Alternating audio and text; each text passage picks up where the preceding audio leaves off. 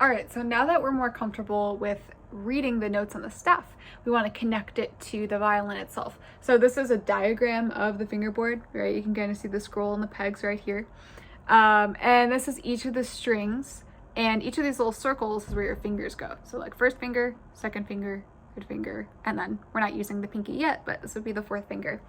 And right here, we can put the names of the open strings.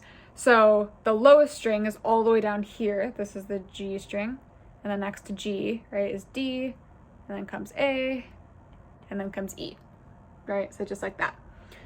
Now, the first key to knowing this is knowing the musical alphabet, which we talked about, right?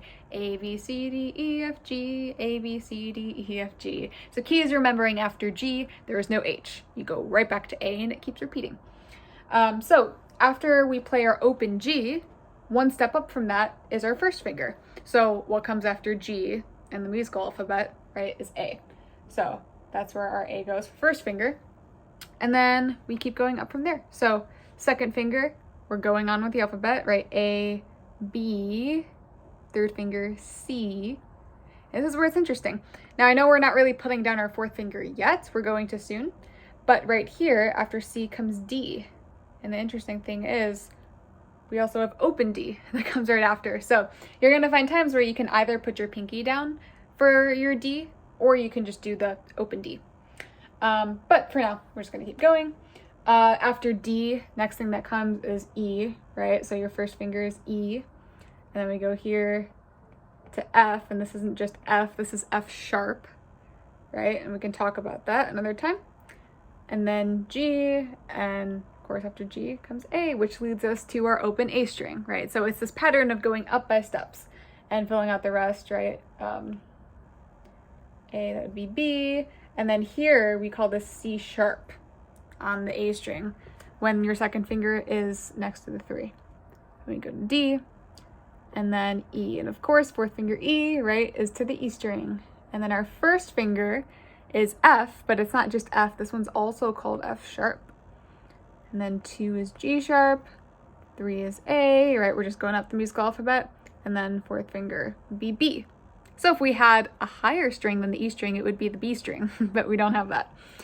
So yeah, this is already a great start. Now, as long as you know, after doing that worksheet, the every good boy does fine for lines.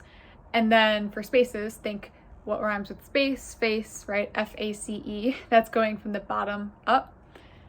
If you attribute that to here, and you know that on your D string, your first finger E, that is the very first line on the staff.